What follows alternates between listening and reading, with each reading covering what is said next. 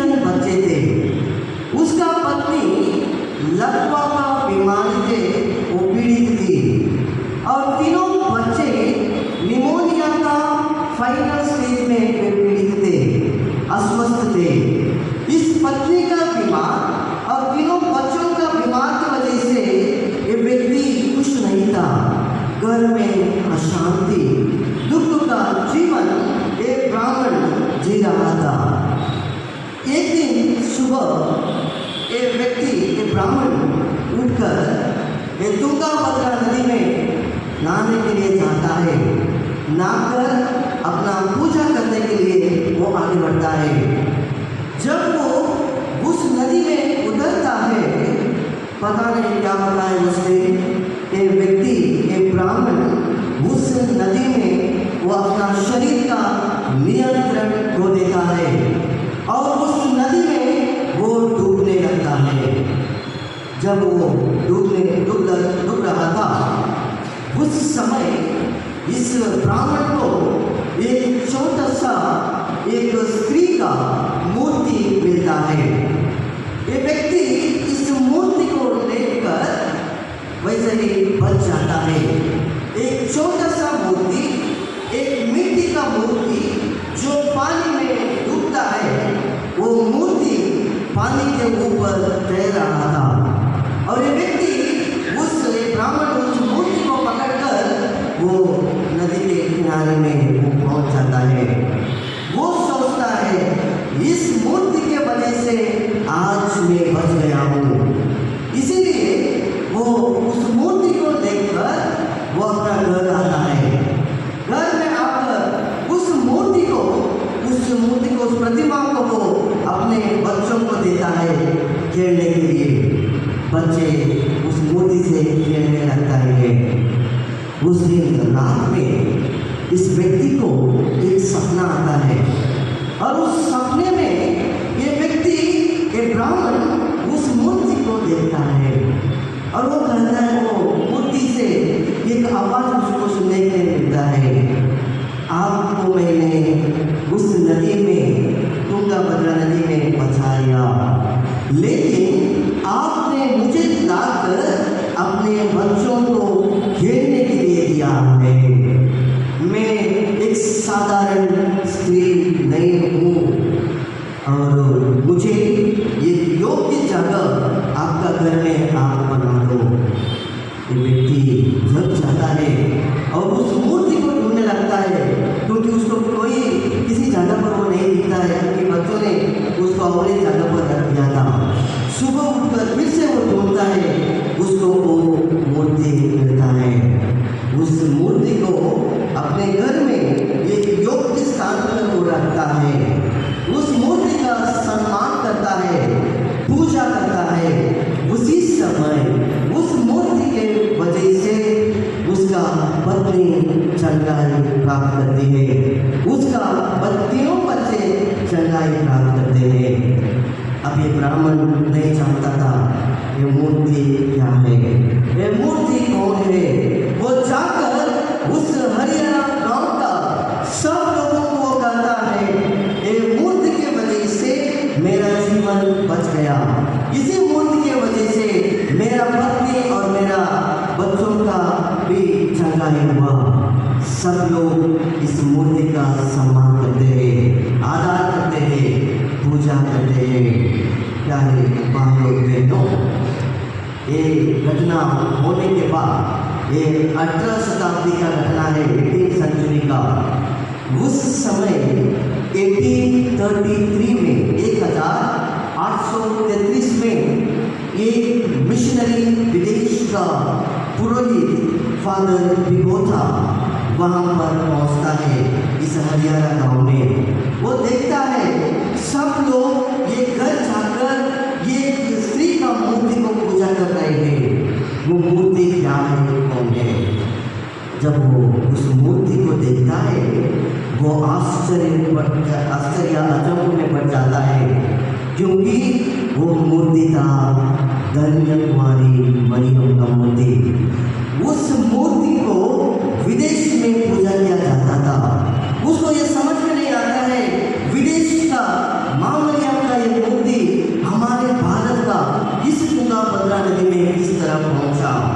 प्यारे भाई और बहनों, वो पुरोहित उन लोगों को समझाता है वो मूर्ति, वो व्यक्ति दूसरा कोई नहीं है, वो प्रभु यीशु का माँ है। ये बोलकर वो एक बहुत बड़ा गिरजा वहाँ पर बनाता है।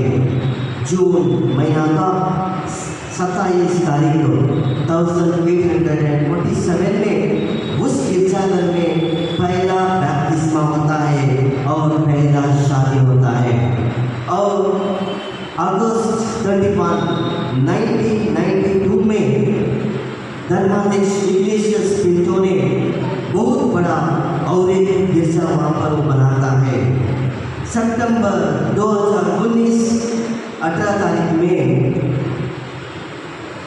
धर्म प्रांत इस गिरजाघर को पुण्य या यात्री स्थल करके घोषित करता है। और 2020 जनवरी का 15 तारीख में संत पिता फ्रांसिस ने, स्वर्गीय संत पिता फ्रांसिस ने इस गिरजाघर को माइनर बेसिलिका करके बुलाया। प्यारे भाई और बहनों, आज लाखों में लोग वहाँ पर पहुँचते हैं क्योंकि सबका विश्वास उस माँ मरियम के ऊपर। उस माँ मरियम को उस ब्राह्मण ने एक सवाल पूछा था, आप कौन है? उसको जवाब उस माँ मरियम ने कहा, मैं हूँ सत्य माँ। सत्य अम्मा मतलब सत्य का माँ हूँ। ये सत्य क्या है? योहान का सुसमाचार अध्याय 14 में स्वयं प्रभु यीशु कहता है, मैं हूँ सत्य, मैं हूँ मार्ग, मैं हूँ जीवन। प्यारे भाइयों बहनों, आज नोवेना का 8वां दिन है और आज हमारा अनंत चिंतन के लिए दिया हुआ विषय ये है कि धन्य कुमारी मरियम परिवार का रक्षकी है। धन्य कुमारी मरियम किस तरह परिवार का रक्षकी है? सबसे पहले धन्य कुमारी मरियम कौन है? धन्य कुमारी मरियम प्रभु यीशु की माँ है। धन्य कुमारी मरियम केवल प्रभु यीशु की माँ नहीं है, वो कलीसिया का माँ भी है, क्योंकि इस पुण्य माँ के हाथों में संत योहान को प्रभु यीशु ने सौंपा था जब वो क्रूस पर मृत्यु का धारण कर रहा था। जब उन्होंने संत योहान को प्रभु माँ मरियम का हाथ में सौंपा, उन्होंने कलीसिया को भी माँ मरियम का हाथों में सौंपा। इसीलिए धन्य कुमारी मरियम कलीसिया का माँ है और यही धन्य कुमारी मरियम परिवारों का माँ भी है, क्योंकि कलीसिया मतलब वैटिकन सिटी नहीं है, कलीसिया मतलब गिरजाघर नहीं है, कलीसिया मतलब विश्वासी गण है। इसीलिए प्यारे भाइयों बहनों, धन्य कुमारी मरियम केवल प्रभु यीशु की माँ नहीं है, धन्य कुमारी मरियम केवल कलीसिया का माँ नहीं है, वो हमारा परिवार का भी माँ है। माँ मरियम क्या करती है? आज का सुसमाचार में हमने सुना है, योहान का अध्याय 2 से किया गया है।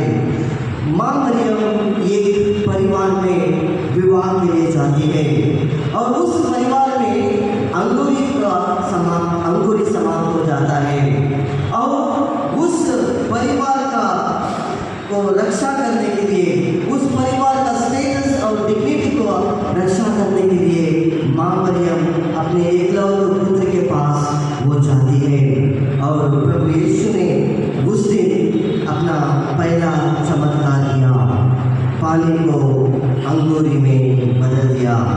अभी सवाल ही खड़ा होता है, क्यों प्रभु यीशु के पास माँ मरियम जाती है? 2 कारण है।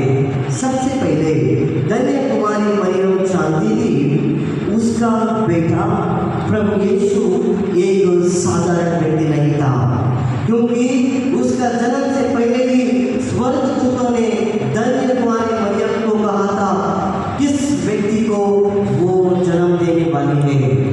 दूसरा है, धन्य कुमारी मरियम जानती थी प्रभु यीशु से असंभव कुछ भी नहीं है। इसीलिए प्यारे भाइयों बहनों, प्रभु यीशु के पास वो जाती है और प्रभु यीशु उस साधारण पानी को अंगूरी में वे बदलते हैं।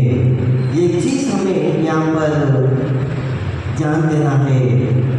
एक था प्रभु यीशु का पहला चमत्कार। प्रभु यीशु ने अपना पहला चमत्कार किसी सभागार में नहीं किया। प्रभु यीशु ने अपना पहला चमत्कार गलीलिया का किसी समुद्र में नहीं किया। प्रभु यीशु ने अपना पहला चमत्कार किसी पहाड़ों के ऊपर नहीं किया। प्रभु यीशु ने अपना पहला चमत्कार आसमान में नहीं किया। प्रभु यीशु ने अपना पहला चमत्कार एक परिवार में किया था और उस चमत्कार को उस परिवार में करने के लिए प्रभु यीशु को प्रेरणा किसने दिया? धन्य कुमारी मरियम ने दिया। धन्य कुमारी मरियम के वजह से ही प्रभु यीशु ने अपना पहला चमत्कार वहाँ पर किया। प्यारे भाइयों और बहनों, उस पहला चमत्कार से क्या क्या बदलाव होगा? उस दुख, उस परिवार का दुख आनंद में बदल गया। उस परिवार का कमियां आशीषों में बदल गया। उस परिवार का, उस विवाह का साधारण जल अंगूरी में बदल गया। यही हमारा परिवार में होता है, होगा अगर धन्य कुमारी मरियम हमारे परिवार में बनाता है। पुराने विधान में ईश्वर मनुष्यों का रक्षा करता था। स्तोत्र ग्रंथ अध्याय 21 में पद संख्या 7 और 8 में स्तोत्रगार कहता है, ईश्वर तुम्हारे साथ यात्रा करेगा, तुम्हारा छाया बनकर तुम्हारा दाहिने वो खड़ा रहेगा। दिन में सूरज से वो आपको बचाएगा, रात में चंद्र से वो आपको बचाएगा। उस प्रभु के साथ अगर आप लोग रहेंगे, आपको किसी तरह का बुराई नहीं होगा। और इसी प्रभु का, ईश्वर का रक्षा कार्य आगे बढ़ता है धन्य कुमारी मरियम के द्वारा और मरियम का उस पवित्र पुत्र प्रभु यीशु क्रिस्त के द्वारा। प्यारे भाइयों बहनों, मेरा इंट्रोडक्शन में मैंने कहा हम सबको, हमारा परिवार को माँ मरियम का चरण में आज रखना है, क्योंकि आज कई सारे ईसाई परिवार रिस्क में है। कई सारे ईसाई परिवार खतरे में है। किसका खतरे? किस कष्ट में ईसाई परिवार आज है? एक बार आपका परिवार को भी आप लोग देख लीजिए। आपका परिवार कैसा है? कोई बता सकते हैं मेरा परिवार खुशी में है, मेरा परिवार आनंद में है। कौन आज हमारा परिवार को बुराई की ओर लेकर जा रहे हैं? एक वजह है, एक रीज़न है सोशल मीडिया। दूसरा रीज़न मैं बता सकता हूँ नशे, धूम्रपान, ये हो सकता है दूसरा, मद्यपान दूसरा कारण, जिसके वजह से आजकल ईसाई परिवार बदनाम हो रहे हैं। ईसाई परिवार में ईश्वर का आशीष नहीं जा रहे। तीसरा है हमारा अंधविश्वास। हमारा अंधविश्वास हमें ईश्वर का आशीष को रोकता है। क्या है अंधविश्वास? प्यारे भाइयों बहनों, रोमियों का पत्र अध्याय 1 पद संख्या 25 में संत पौलुस कहता है, तुम्हारा ईश्वर को आराधना करो, तुम तुम्हारा ईश्वर का आराधना करो, उस ईश्वर का पूजा करो। उसको छोड़कर आप लोगों के लिए और कोई ईश्वर नहीं है। विधि विवरण ग्रंथ अध्याय 20 में भी यही लिखा गया है। जब मूसा सीनाई पहाड़ से 10 आज्ञाओं लेकर आया, उस 10 आज्ञा में पहला आज्ञा कौन था? मैं हूँ आपका ईश्वर और मुझे छोड़कर और कोई ईश्वर आपके लिए नहीं है। इसका मतलब जो स्थान हमें ईश्वर को देना है, किसी हालात में वो स्थान हमें किसी और व्यक्ति को या किसी जानवरों को, किसी पेड़ों को, पौधों को हमें देना नहीं है।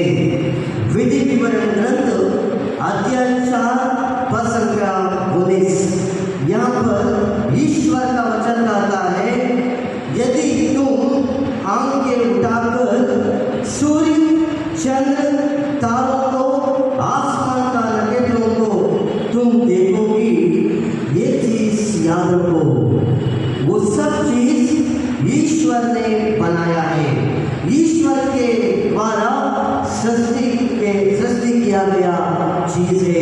इसीलिए किसी कारण में उन जानवरों को या प्रभु के द्वारा बनाया हुआ उन सृष्टि के चीजों का दंडवत मत करो। जब हम हमारे जीवन में ऐसी चीजों को आगे रखकर उनका पूजा करते हैं, प्यारे भाइयों बहनों, उस समय हमारे जीवन में जो आशीष आता है, उस आशीष को हम रोक देते हैं। नबी यिर्मयाह का ग्रंथ अध्याय 19 में हम सुनते हैं, नबी यिर्मयाह कहता है, तुम सबों का भलाई के लिए, तुम्हारा भविष्य के लिए ईश्वर ने एक योजना बनाया है। वो योजना तुम्हारा अच्छाई के लिए, तुम्हारा प्रगति के लिए ईश्वर ने उस योजना बनाया है। इसीलिए प्यारे भाइयों बहनों, इस चीज को हमें हमेशा याद रखकर हमारे आध्यात्मिक जीवन में हमें आगे बढ़ना है। जो योजना ईश्वर ने हमारे लिए बनाया है, वो कोई भी नहीं रुक सकता है। अगर रुकना है वो हम ही रुक सकते हैं। अंधविश्वास के द्वारा ही हम उन्हें रुक सकते हैं और कोई चीज वो नहीं रुक सकते हैं। सूत्रकार 21 में सूत्रकार में ये कहता है, जब तक ईश्वर तुम्हारे साथ रहेगा तब तक तुम्हें किसी चीज के लिए डरने का जरूरत नहीं है। प्यारे भाइयों बहनों, आज वही ईश्वर का एक बहुत बड़ा दान है हम सबके लिए, वो धन्य कुमारी मरियम। उस मरियम के द्वारा उन्होंने रक्षक को इस संसार में लाया और आज भी मरियम ने 15 दर्शन को देखकर वो कलीसिया में और वो परिवारों में आज भी वो उपस्थित है। अगर हमारे परिवार में हमें ईश्वर का आशीष चाहिए, उस माँ मरियम को हमें यहाँ से घर लेकर जाना है। घर लेकर जाना मतलब क्या है? उस मूर्ति को या प्रतिमा को घर लेकर जाना ये नहीं है। घर लेकर जाना मतलब मरियम का आदर्शों को, मरियम का जीवन का उदाहरण को लेकर हमें घर जाना है। मरियम हमारा आध्यात्मिक माँ है। प्यारे बहनों, हम सबको बचाने के लिए, हमारे परिवार को बचाने के लिए उन्होंने एक बलिष्ठ साधना हमारे लिए दिया है, वो है